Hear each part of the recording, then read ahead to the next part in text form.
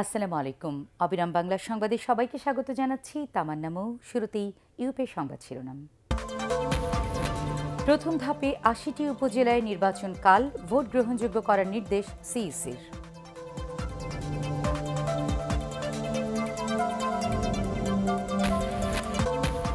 নেত্রকোনায় খাল খননে অনিয়ম ও টাকা আত্মসাতের অভিযোগ, ক্ষুব্ধ এলাকাবাসী।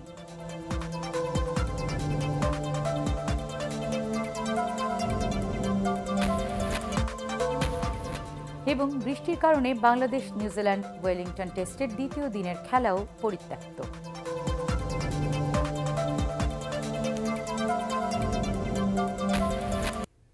বিস্তারিত। উপজেলা নির্বাচনের প্রথম ধাপে ৮০টি উপজেলায় আগামীকাল ভোট হবে। এজন্য কিছুক্ষণের মধ্যেই শুরু হচ্ছে কেন্দ্রগুলোতে নির্বাচনী সরঞ্জাম পাঠানোর কাজ। এই ধাপে ৮৩টি উপজেলায় ভোট গ্রহণের প্রস্তুতি নেওয়া হলেও প্রভাব বিস্তারের অভিযোগে শেষ সময়ে শুক্রবার নেত্রকোনার পূর্বধলা, সুনামগঞ্জের জামালগঞ্জ ও লালমনিরহাটের আদিতমারী উপজেলার নির্বাচন স্থগিত করেছে নির্বাচন কমিশন। এ কারণে শেষমেশ ৮০টি উপজেলায় ভোট হচ্ছে কাল। সকাল ৮টায় ভোট গ্রহণ শুরু হয়ে একটানা চলবে বিকেল ৪টা পর্যন্ত। এবার কেবল চেয়ারম্যান পদে নির্বাচন হচ্ছে দলীয় প্রতীকে, তবে এতে অংশ নেয়নি বিএনপি। নির্বাচন উপলক্ষে ওইসব উপজেলায় সাধারণ ছুটি ঘোষণা করা হয়েছে। এর মধ্যে বিনা প্রতিদ্বন্দ্বিতায় ১৬টি উপজেলায় চেয়ারম্যান নির্বাচিত হয়েছেন। সেসব উপজেলায় অন্যান্য পদে নির্বাচন হবে।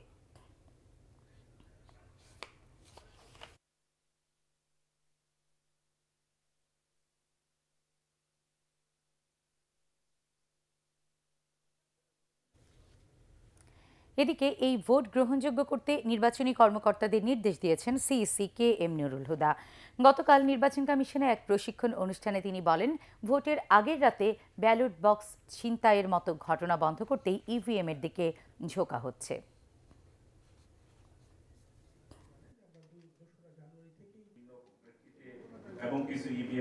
দূর দূরান্ত এলাকায় সকালবেলায় তো ব্যালট বাক্স এবং ব্যালট পেপার নিয়ে যাওয়া যায় না, আমরা আক্রমণ করবো এখন ভোর রাতে যেখানে এই ব্যালটগুলো থাকবে, ইত্যাদি ইত্যাদি কতগুলো বিষয় এই সমাজের মধ্যে এই অনিয়ম এগুলো একটা একটা অনুপ্রবেশ করে এবং একে প্রতিহত করার জন্য আবার আরেকটা পদক্ষেপ গ্রহণ করতে হয়।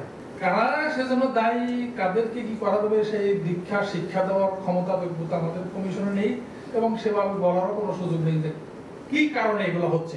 আমরা ইভিএম শুরু করে দেবো, ইভিএম শুরু হবে, সুতরাং সেখানে রাতে ওই বাক্স ভর্তি করার সুযোগ থাকবে না। এই দফায় সিরাজগঞ্জের ৮টি উপজেলায় ভোট হচ্ছে। কিছুক্ষণের মধ্যে উপজেলা পরিষদ থেকে শুরু হবে নির্বাচনী সরঞ্জাম বিতরণের কাজ। দর্শক, এই মুহূর্তে সেখানে আছেন আমাদের সহকর্মী মাহবুব কবির চপল। আমরা এখন সরাসরি চলে যাচ্ছি তার কাছে। চপল,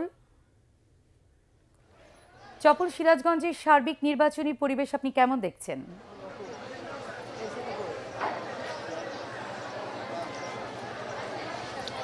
তার একটি বিষয় যদি সংশোধন করে দিই, সেটা হচ্ছে সিরাজগঞ্জের ৮টি উপজেলা নির্বাচন হবার কথা ছিল, উল্লাপাড়ার নির্বাচন স্থগিত করা হয়েছে। এখন 7টি উপজেলা নির্বাচন হবে এবং সেই নির্বাচনের আগে যে প্রস্তুতি নেওয়ার কথা, অর্থাৎ নির্বাচন যে সরঞ্জাম, সেই সরঞ্জামগুলো আর কিছুক্ষণের মধ্যেই প্রিজাইডিং অফিসার যারা আছেন ভোট কেন্দ্রের দায়িত্বে তাদেরকে দেওয়া হবে এবং সেই প্রস্তুতি এখন চলছে। আর সিরাজগঞ্জে মূলত প্রায় 800 কেন্দ্র আছে, বিভিন্ন জায়গাতে ছড়িয়ে ছিটিয়ে কিছু প্রত্যন্ত কেন্দ্র আছে, সেই কেন্দ্রগুলোতে আসলে সরঞ্জাম পাঠানো হবে। সেটি আজকে বিকেলের মধ্যে হয়তো যাবে। এই সরঞ্জাম যাতে কোনো ধরনের বিঘ্ন বা বাধা সৃষ্টি না হয় সে প্রস্তুতি চলছে এখন। আর একটি বিষয় যদি বলি যে সিরাজগঞ্জের যে 7টি উপজেলা নির্বাচন হবে তার মধ্যে কিন্তু প্রায় 2 জন উপজেলা চেয়ারম্যান বিনা প্রতিদ্বন্দ্বিতায় নির্বাচিত হয়েছেন, বাকি 5টিতে নির্বাচন হবে এবং কোথাও কোথাও ভাইস চেয়ারম্যান তারাও বিনা প্রতিদ্বন্দ্বিতায় নির্বাচিত হয়েছেন। আমি একটু কথা বলতে চাই সহকারী রিটার্নিং কর্মকর্তা আজিজুর রহমানের সাথে। ভোট নিয়ে আপনাদের সার্বিক কি প্রস্তুতি আছে আসলে? ধন্যবাদ। আমাদের প্রস্তুতি সকল সম্পূর্ণ হয়েছে। এখন আমরা মালামাল কেন্দ্রে কেন্দ্রে বিতরণ করব। সিরাজগঞ্জ সদর উপজেলায় 2টা পদে নির্বাচন হচ্ছে, ভাইস চেয়ারম্যান এবং মহিলা ভাইস চেয়ারম্যান। চেয়ারম্যান পদে বিনা প্রতিদ্বন্দ্বিতায় নির্বাচিত হয়েছে। আমাদের সদর উপজেলায় 171টি কেন্দ্র এখনই আমরা মালামাল বিতরণ করব। সার্বিক প্রস্তুতি আমাদের সম্পূর্ণ হয়েছে এবং পরিবেশ পরিস্থিতি সম্পূর্ণ ভালো। ভোটাররা যাতে নির্বিঘ্নে ভোট দিতে পারে এই নিয়ে আপনাদের কি ব্যাপারে আমরা 100% আশাবাদী যে সকল ভোটাররা সঠিকভাবে এবং সুন্দরভাবে অবাধে তাদের ভোট দিতে পারবে। ধন্যবাদ। আর তামান্না, যে বিষয়টি সবচেয়ে বেশি গুরুত্বপূর্ণ সেটি হচ্ছে যে আমরা দেখেছি বিভিন্ন কেন্দ্রে যে প্রার্থী আছে, যেমন বেলকুচি উপজেলাতে প্রার্থী আছেন চেয়ারম্যান পদে 4 জন, ভাইস চেয়ারম্যান পদে 7 জন। এই 7 জন এবং 4 জন যারা প্রার্থী আছেন তাদের কিন্তু বেশিরভাগই আওয়ামী লীগের, অর্থাৎ নির্বাচনে যেটি হবে সেটি হচ্ছে যে আওয়ামী লীগের প্রার্থীর সাথে আওয়ামী লীগের প্রার্থী প্রতিদ্বন্দ্বিতা হবে, যেহেতু বিএনপি নির্বাচনে অংশ নিচ্ছেন এবং অন্যান্য যে রাজনৈতিক দল আছে অনেক দল এখানে অংশ নিচ্ছে না, সে কারণে এই প্রতিদ্বন্দ্বিতা হবে। আর সার্বিকভাবে যাতে কোনো ধরনের বিশৃঙ্খলা না হয় সেজন্য আমরা মাঠে দেখেছি বিজিবি আছে, আইন শৃঙ্খলা বাহিনীর অন্যান্য সদস্যরা আছে, যেটি নির্বাচন কর্মকর্তারা বেশি জোর দিয়ে বলছেন যে ভোটাররা যাতে নির্বিঘ্নে আসতে পারে এবং কোনো ধরনের যাতে অপ্রীতিকর কোনো ঘটনা না ঘটে সেজন্য তারা সর্বাত্মক প্রস্তুতি নিয়েছেন। তামান্না, ধন্যবাদ। বঙ্গবন্ধুর 7 মার্চের ভাষণকে ভিন্নভাবে উপস্থাপনকারীদের অর্বাচীন বলে মন্তব্য করেছেন প্রধানমন্ত্রী শেখ হাসিনা। গতকাল রাজধানীর কৃষিবিদ ইনস্টিটিউটে 7 মার্চ উপলক্ষে আয়োজিত আলোচনা সভায় তিনি আরও বলেন, এই ভাষণেই স্বাধীনতা যুদ্ধের সুস্পষ্ট নির্দেশনা দেন বঙ্গবন্ধু শেখ মুজিবুর রহমান। বিস্তারিত জানাচ্ছেন নিয়াজ জামান সজীব।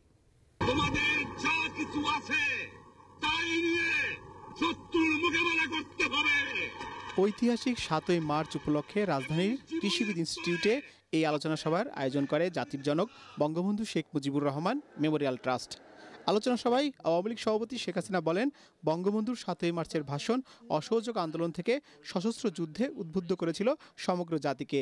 এর মধ্য দিয়ে মানুষের মধ্যে স্বাধীনতার বীজ বপন করেছিলেন তিনি। 7ই মার্চের ভাষণেই কিন্তু মূল ঘোষণাটা তিনি দিয়ে দিয়েছিলেন, ওই এবারের সংগ্রাম আমাদের মুক্তির সংগ্রাম, এবারের সংগ্রাম আমাদের স্বাধীনতা সংগ্রাম, এই কথার মধ্য দিয়ে কিন্তু তিনি সেই ঘোষণা দিয়ে দেন এবং কিভাবে যুদ্ধ করবার জন্য প্রস্তুতি নিতে হয় সেই নির্দেশনাও তিনি সেখানে দিয়েছিলেন। জাতির পিতা স্বাধীনতার ঘোষণার পরও মেজর জিয়া পাকিস্তানের গোলামি করেছিলেন উল্লেখ করে শেখ হাসিনা বলেন, 75-এ জাতির পিতাকে হত্যার পর তার অবস্থানকে প্রশ্নবিদ্ধ করার অপচেষ্টা করা হয়। বঙ্গবন্ধু কি করলে কি ভালো হতো আর কত দ্রুত স্বাধীন হতো, যে তার যে সমালোচনায় কতগুলি কথা বা অপপ্রচার যেটা চালানো শুরু হয়েছিল 75-এ জাতির পিতাকে হত্যার পর থেকে, এই প্রচারণাটা আরও ব্যাপকভাবে শুরু করা হয়। আর সেখানে একজন খলনায়কও দাঁড় করানো হয়, যিনি নাকি কোন ড্রামের উপর দাঁড়িয়ে একটা বাঁশি বাজিয়েই বাংলাদেশ স্বাধীন করে ফেলেছে। অথচ যার কথা বলা হয় সে ওই 25শে মার্চ কেন 26শে মার্চ 27শে মার্চ পর্যন্ত ওই পাকিস্তানি সামরিক বাহিনীতে চাকরিরত একজন মেজর ছিলেন এবং যে গিয়েছিল বাঙালিকে হত্যার জন্য সেই জাহাজে করে যে অস্ত্র এসেছিল সেই অস্ত্র খালাস করতে।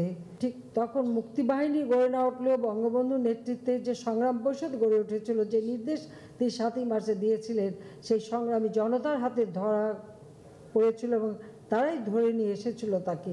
আত্মত্যাগ ছাড়া কোনো অর্জন সম্ভব না উল্লেখ করে জাতির পিতার 7ই মার্চের ভাষণ থেকে শিক্ষা নিতে তরুণ প্রজন্মের প্রতি আহ্বান জানান শেখ হাসিনা। অনেক কিছু জানার আছে, শেখার আছে, বোঝার আছে এবং যার মধ্য দিয়ে আমাদের এই তরুণ সমাজের মাঝে একটা দেশপ্রেম জাগ্রত হবে, দেশের প্রতি একটা কর্তব্যবোধ আসবে।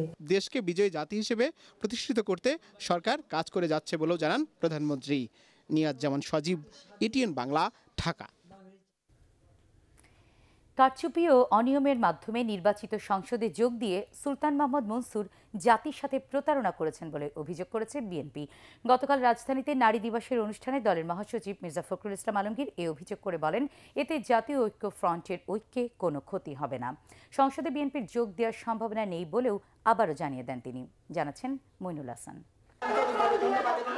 আন্তর্জাতিক নারী দিবসকে উপলক্ষ করে জাতীয় প্রেস ক্লাবের সামনে মানববন্ধন করে জাতীয়তাবাদী মহিলা দল। নারী নেত্রীরা অভিযোগ করেন, এ সরকারের আমলে সবচেয়ে বেশি নির্যাতন, হয়রানির শিকার হয়েছে নারী সমাজ। বিএনপি মহাসচিব মির্জা ফখরুল ইসলাম আলমগীর বলেন, বাংলাদেশের নারী অগ্রগতি আর উন্নয়নের সাথে যার অবদান জড়িয়ে আছে সেই নেত্রী বেগম খালেদা জিয়াকে রাজনৈতিক প্রতিহিংসার কারণে কারাবন্দী করে রাখা হয়েছে। গণতন্ত্রের মুক্তি দেশনেত্রী বেগম খালেদার মুক্তির সঙ্গে অঙ্গাঙ্গিভাবে জড়িত এবং নারী সমাজের মুক্তিও দেশনেত্রী মুক্তির সঙ্গে জড়িত। এই দখলদারি সরকার যারা সম্পূর্ণ বেআইনিভাবে ক্ষমতা দখল করে রয়েছে তাদেরকে সরে যেতে হবে।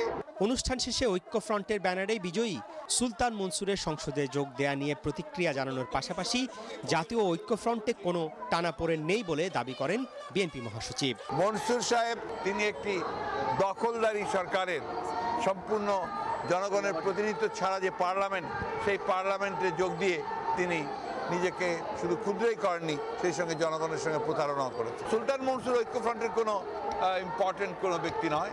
ঐক্যফ্রন্টের যারা আছেন নেতৃবর্গ তারা সবাই একমত যে এই সুলতান মনসুর এই কাজটি খুব খারাপ করেছে, গরিত্ব কাজ করেছে এবং সেই জন্যই তাকে বহিষ্কার করা হয়েছে। বিএনপির বিজয়ীরা সংসদে যোগ দেবে না জানিয়ে মির্জা ফখরুল বলেন, খালেদা জিয়ার মুক্তির বিষয়ে পর্দার অন্তরালে সরকারের সাথে যোগাযোগ নিয়ে গণমাধ্যমের খবর ভিত্তিহীন। দুর্ভাগ্যজনকভাবে বাংলাদেশে এই ধরনের গুজব ছড়ানো হচ্ছে অনেক কিছু। বিএনপি সংসদে অংশগ্রহণ করবে না, তাহলে একদম সিদ্ধান্ত হয়ে গেছে, আমরা তো আপনাদের বলেই দিয়েছি, কোনো সুযোগ নেই। জি। মানববন্ধনে মহিলা দল নেত্রীরা খালেদা জিয়া গুরুতর অসুস্থ দাবি করে অবিলম্বে তার মুক্তি ও সুচিকিৎসা নিশ্চিত করার দাবি জানান। মইনুল হাসান, এটিএন বাংলা, ঢাকা। নেত্রকোনায় খাল খননে অনিয়ম ও টাকা আত্মসাতের অভিযোগ উঠেছে পানি উন্নয়ন বোর্ডের বিরুদ্ধে। জেলার ঝালখালী খাল খনন নিয়ে দুর্নীতির এ অভিযোগ উঠেছে। স্থানীয়রা বলছেন, ভরাট হয়ে যাওয়ায় খালটির দুই তীরে গড়ে ওঠে অবৈধ স্থাপনা, কিন্তু চাষাবাদের সুবিধার্থে চলতি অর্থবছরে এই খাল খননের জন্য পানি উন্নয়ন বোর্ডকে প্রায় 1.5 কোটি টাকা বরাদ্দ দেওয়া হয়। ধুরুন্ধার নামে অন্য একটি খালকে ঝালখালী দেখিয়ে খনন শুরু করে পা ও বো। এলাকাবাসী বাধা দিলেও সেই অনিয়ম বন্ধ হয়নি। তবে জেলার পানি উন্নয়ন বোর্ডের নির্বাহী প্রকৌশলীর দাবি, নকশা অনুযায়ী সঠিক খালটি খনন করা হচ্ছে।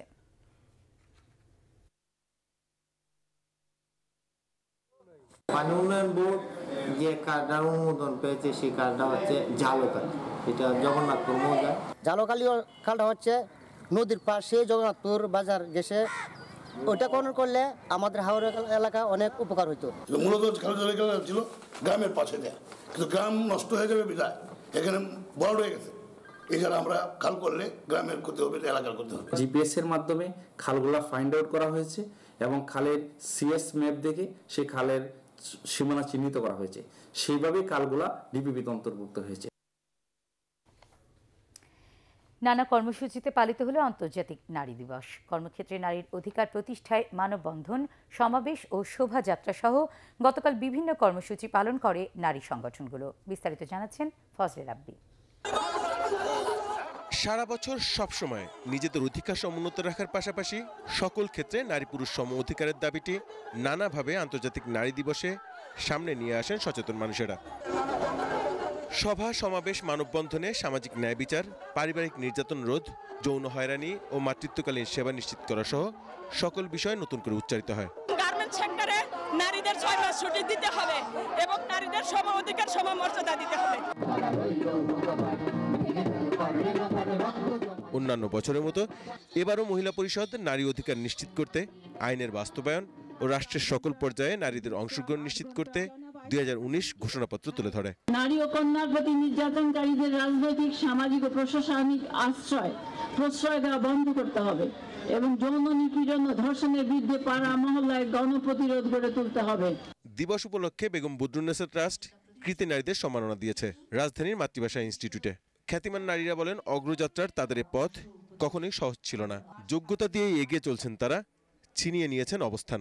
বাংলাদেশে নারীদের এগিয়ে যাওয়ার ক্ষেত্রে অনেক চ্যালেঞ্জ যে কোনো বিশ্বের নারী সমাজের মতোই বিদ্যমান, কিন্তু আমরা সাহসিকতার সাথে আমাদের দেশের নারীরা সেগুলোর উত্তরণ ঘটিয়ে আজ সমাজের প্রতিটি ক্ষেত্রে তারা দৃশ্যমান অবদান রেখে যাচ্ছে। রাষ্ট্রের চোখে নারী, পুরুষ, জাতি, ধর্ম, কে কিসে বিশ্বাস করে না করে নির্বিশেষে রাষ্ট্রের চোখে সমান অধিকারের ভাগিদার হবে। সম অধিকার, সমমর্যাদা প্রতিষ্ঠার দাবি নিয়ে নারী দিবসের প্রথম প্রহরে কেন্দ্রীয় শহীদ মিনারে মোমবাতি জ্বালিয়ে শপথ নেন বরেণ্য নারীরা। ফজলে রাব্বি, এটিএন বাংলা, ঢাকা। এবারে ক্রিকেট প্রসঙ্গ। ওয়েলিংটনে বাংলাদেশ নিউজিল্যান্ডের দ্বিতীয় টেস্টের দ্বিতীয় দিনের খেলাও বৃষ্টির কারণে পরিত্যক্ত হয়েছে। প্রথম দিন বৃষ্টিতে পণ্ড হওয়ায় নির্ধারিত সময় 30 মিনিট আগে ম্যাচ শুরুর কথা ছিল, তবে থেমে থেমে বৃষ্টি হওয়ায় মাঠের বেশিরভাগ জায়গায় পানি জমে যায়। সকাল 9টার দিকে আকাশ শান্ত হলেও খেলা শুরু করা সম্ভব হয়নি।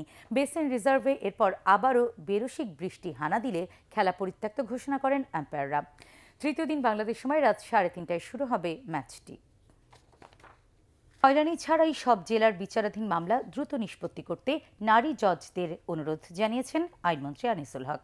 চ্যালেঞ্জ নিয়ে দায়িত্ব পালন করলে বিচারকরা জনগণের আস্থা হারাবে না বলেও মন্তব্য করেন তিনি।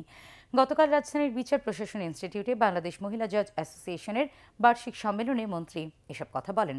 বর্তমানে দেশে বিচারের দায়িত্ব পালন করছেন প্রায় 27% নারী, যা প্রতিবেশী দেশগুলোর তুলনায় বেশি।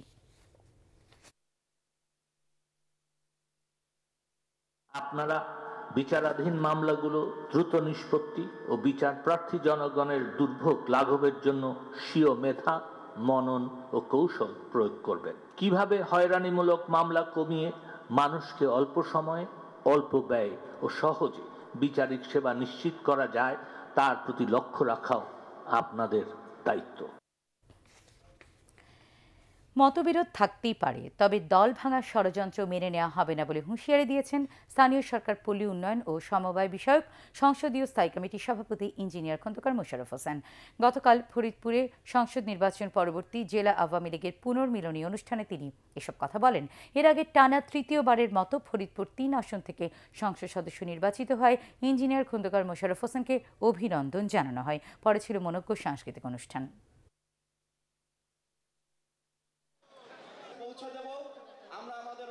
ভুলভ্রান্তি কেন্দ্র করেই আমাদের মধ্যে মতবিরোধ, মতানৈক্য সৃষ্টি হওয়ার সম্ভাবনাই বেশি।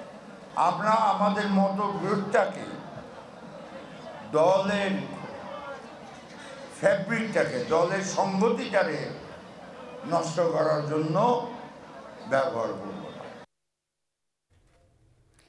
কুমিল্লায় জনপ্রিয় হয়ে উঠছে ছাদ বাগান। ছাদে বিশেষ পদ্ধতিতে মাটি ভরাট করে এসব বাগান করা হচ্ছে। বাগানগুলোতে নানা জাতের দেশি বিদেশি ফলসহ চাষ হচ্ছে সবজিও। এতে সবুজ নগরায়নের পাশাপাশি চাহিদা মেটাচ্ছে বিষমুক্ত ফল ও সবজির। এই অবস্থায় ছাদ বাগানকারীদের উৎসাহ দিতে বিভিন্ন পদক্ষেপ নেওয়া হবে বলে জানিয়েছেন কুমিল্লা সিটির মেয়র মনিরুল হক সাক্কু।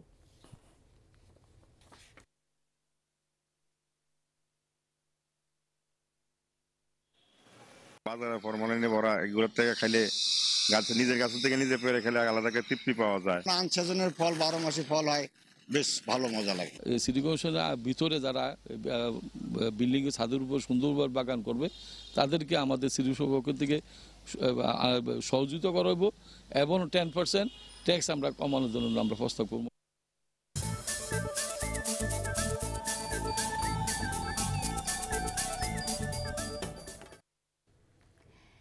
ম্যাচ সেরা উসমান খাজার ক্যারিয়ারের প্রথম ওয়ানডে সেঞ্চুরিতে স্বাগতিক ভারতকে 32 রানে হারিয়ে 5 ম্যাচের সিরিজে ব্যবধান 2-1 নামিয়ে আনল অস্ট্রেলিয়া।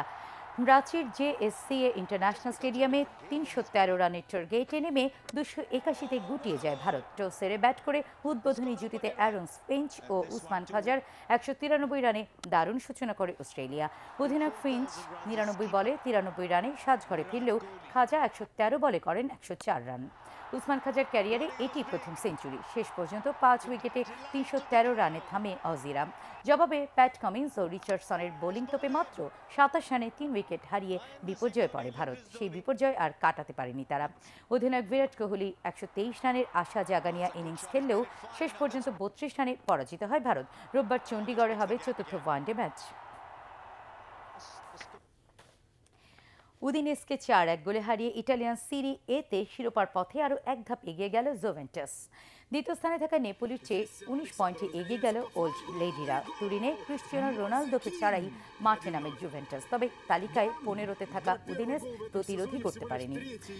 ময়সেকিনের জোড়া গোলে ম্যাচের 39 মিনিটেই জুভেন্টাসকে ব্যবধান 2-0 করে নেয়। 67 মিনিটে পেনাল্টিতে এমরিকান ব্যবধান 3-0 করেন। এরপর মাতুইদি আরও এক গোল করলে 71 মিনিটেই জয় অনেকটাই নিশ্চিত হয়ে যায় জুভদের। তবে নির্ধারিত সময়ের 6 মিনিট আগে লাজাগনা এক গোল শোধ করেন উদিনেসের হয়ে। শেষ করার আগে ইউপে সংবাদ শিরোনাম আরও একবার। প্রথম ধাপে 80টি উপজেলা নির্বাচন কাল ভোট গ্রহণযোগ্য করার নির্দেশ সিইসির।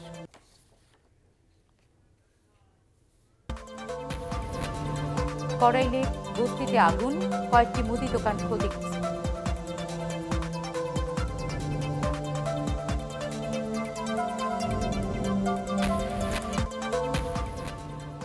এবং বৃষ্টির কারণে বাংলাদেশ নিউজিল্যান্ড ওয়েলিংটন টেস্টের দ্বিতীয় দিনের খেলাও পরিত্যক্ত।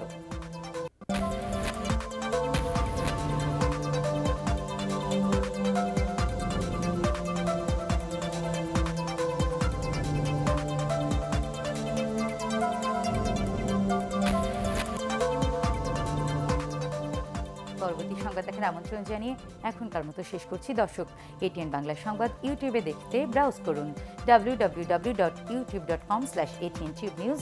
সাবস্ক্রাইব করে থাকুন এটিএন বাংলার সাথে। আল্লাহ হাফেজ।